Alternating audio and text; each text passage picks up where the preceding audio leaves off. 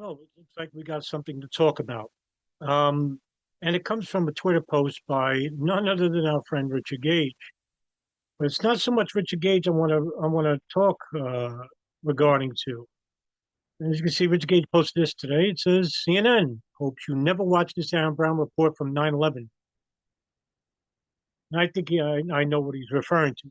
Now that he has passed away, this is what we should remember him by. What stands out to you?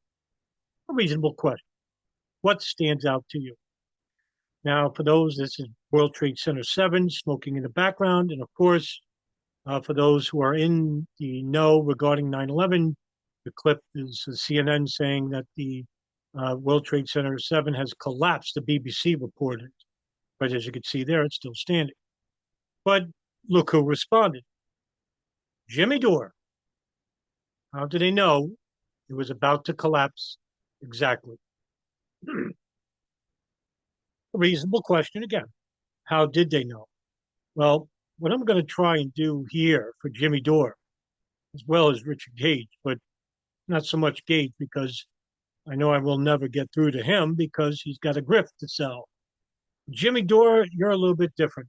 So, because this is not your field, um, I'm going to give you prima facie testimony from the fire chiefs who were actually in World Trade Center 7.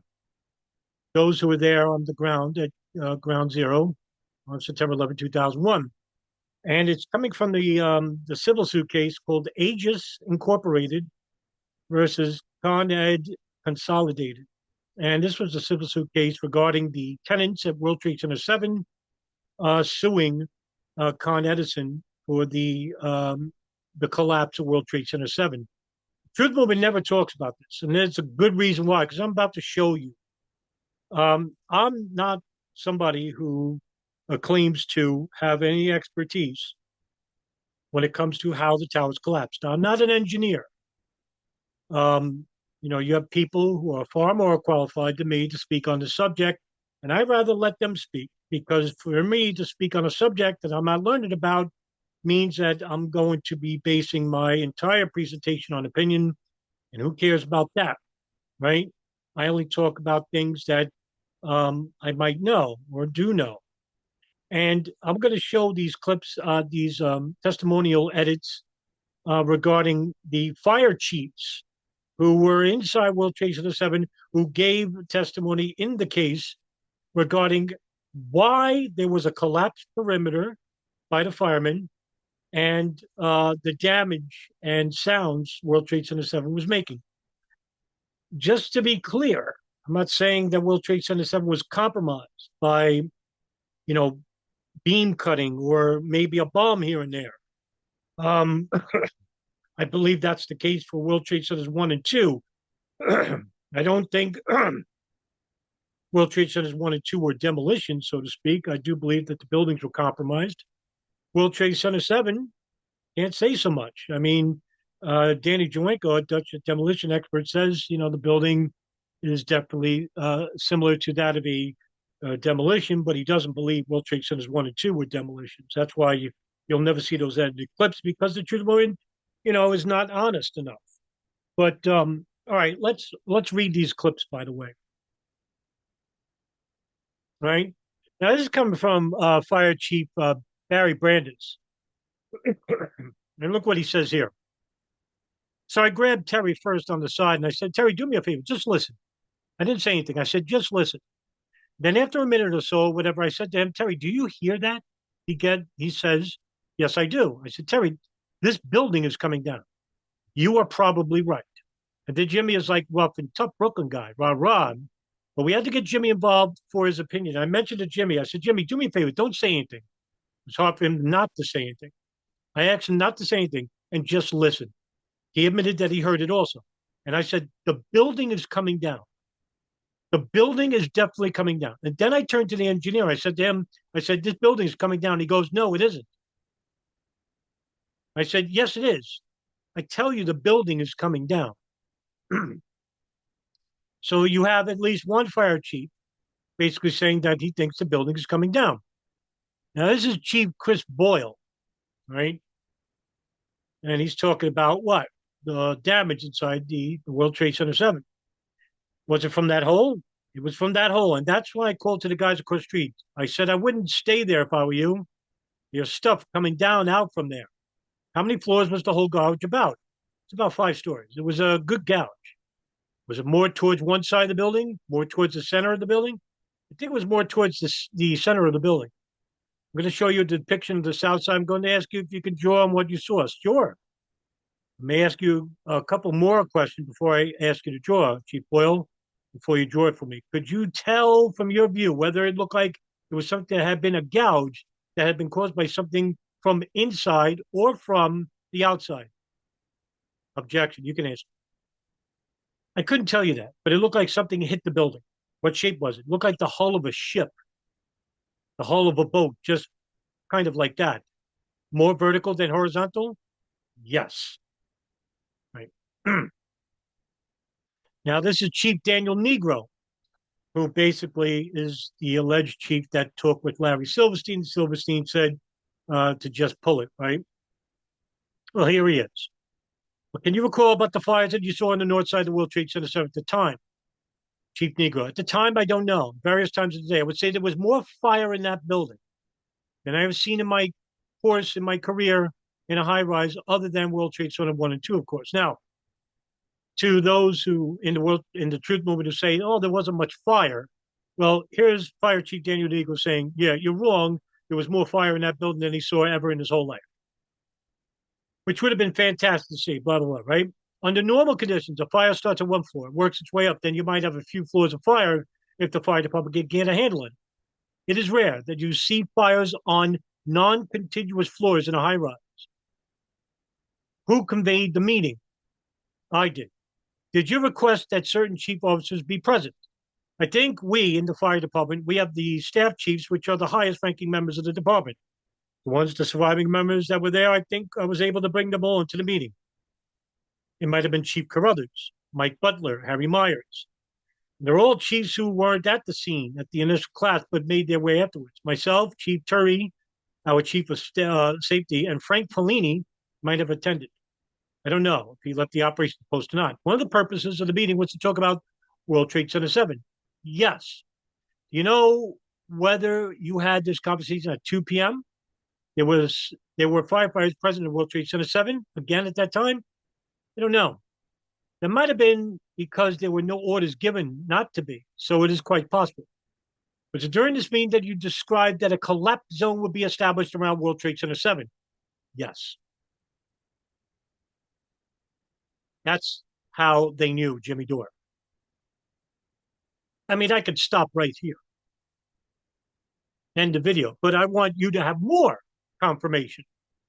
Because unlike Richard Gage, I'll give you confirmation and I'll use primary source material.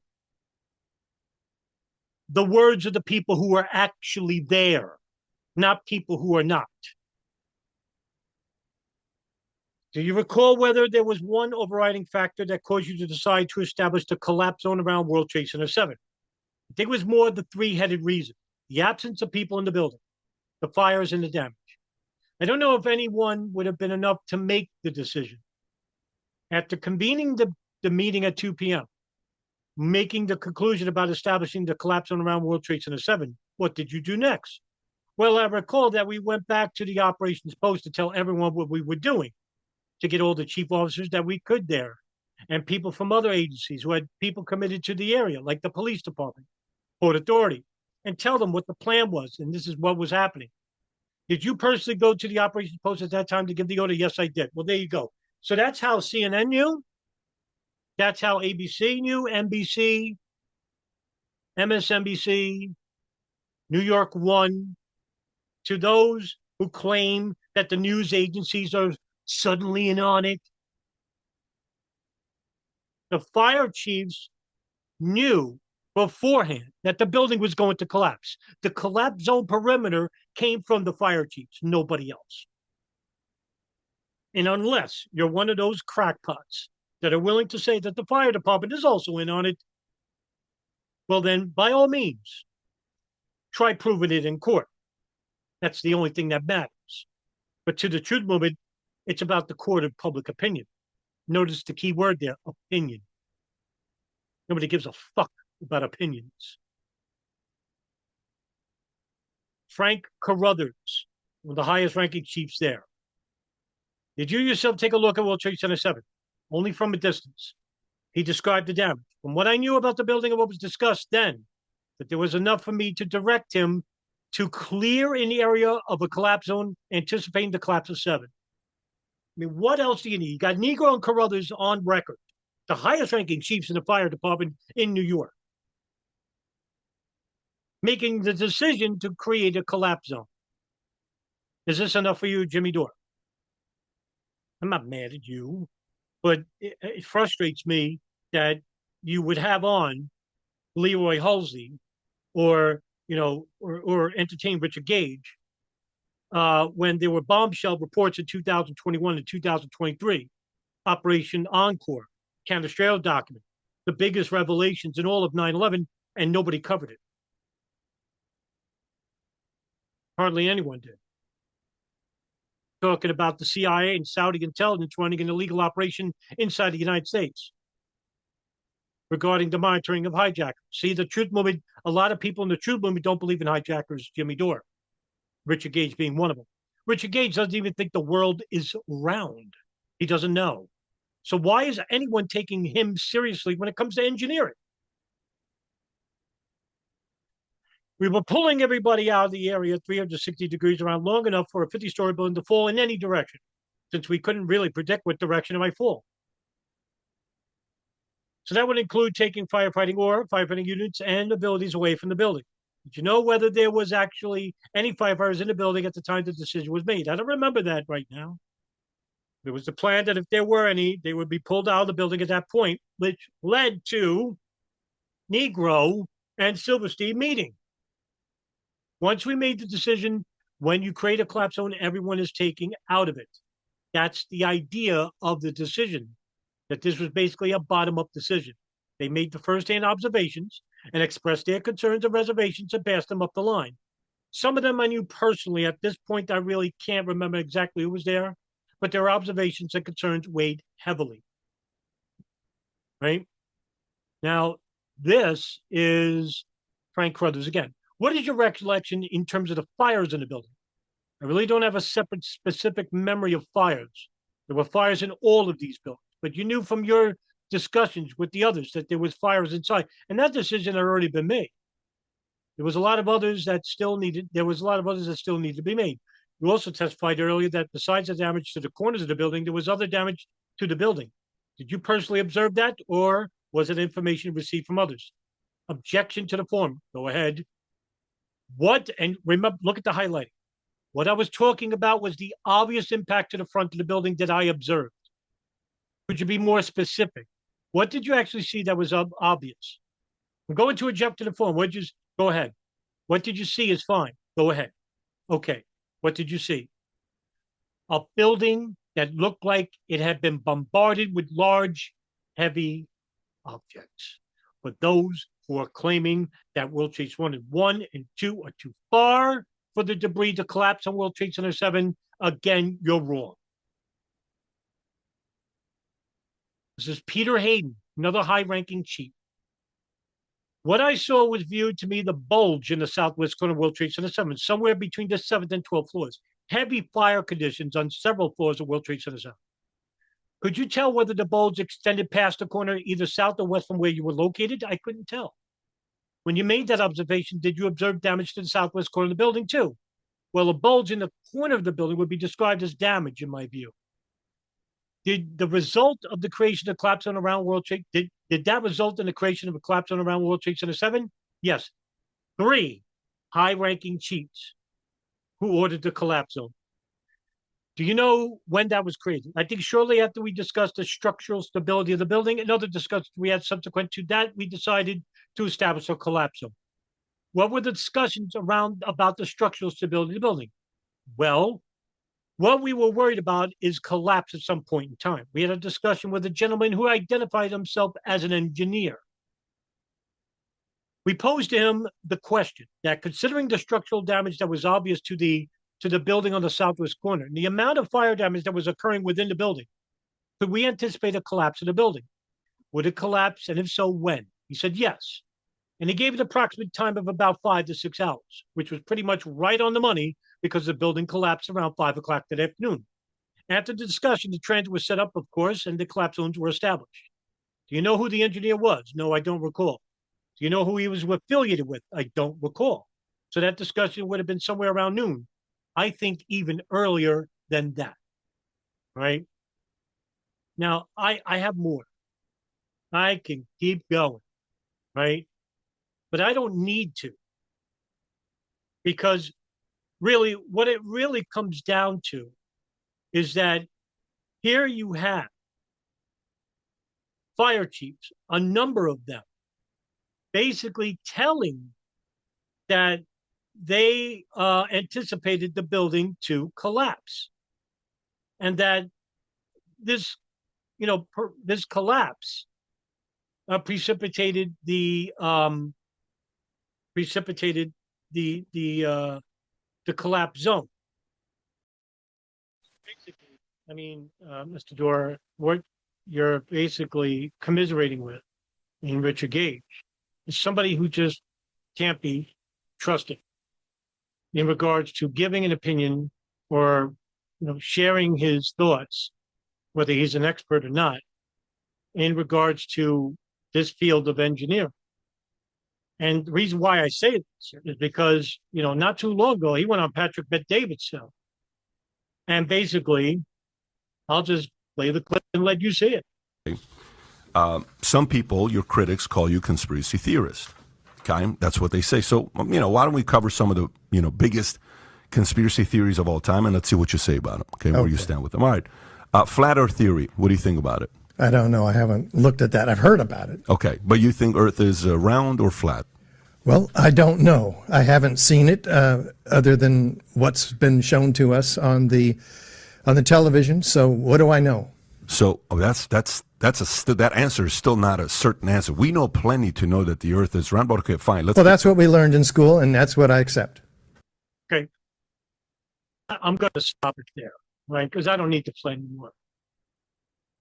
For those who don't question Gage regarding his expertise in World Trade Center 1, 2, and 7, alleged expertise, and he makes this statement, how can you trust him in regards to World Trade Center 1, 2, and 7, even if he's right? But if you don't do the work yourself, and you just go by the words of this guy, and then he says something like this, and that's just one example. He doesn't believe a plane hit the Pentagon. He doesn't believe hijackers were involved with 9/11. About some while back, that's what he told me when on his own show, when he was talking with some guy, and he basically said that the 9/11 truth movement doesn't pertain to hijackers, that they don't need hijackers, that they're just patsies, whatever that means. I don't know what else to say other than, if you're going to, if you want to talk about certain things relating to 9/11, Jimmy Dore, I'm accessible. Or you can go to people like DJ Thermodetonator, or Robbie Martin, John Gold, Ryan Dawson, Sean Russell, Darren Harvey, the kids over at Project New American Century, Jonathan Bellasort, Leo Salvaggio. We're out there. So, this whole discussion about World Trade Center 1, 2, and 7 has been beaten to death. There's other aspects of 9/11. 9/11 isn't about New York City or how the towers fell. I wish it was as condensed as these truthers make it out to be, as simple. But it's not. It's a very complex point in history that, we're still suffering today. So, Mr. Dorr, I'm at your service. And if you want to talk about, pressing issues, I'm not not going to go out of my way and say that World Trade Centers 1, 2, and 7 aren't important. I mean, that would be incredulous. I mean, just ridiculous to say. Everything about 9/11 is important. It's just not my area of expertise, but I'm showing you another side about certain issues relating to all three of those buildings and to, how the news agencies knew about the collapse themselves. I hope the video was quite clear. All right. All right, guys. Have a good night and see you in the next video.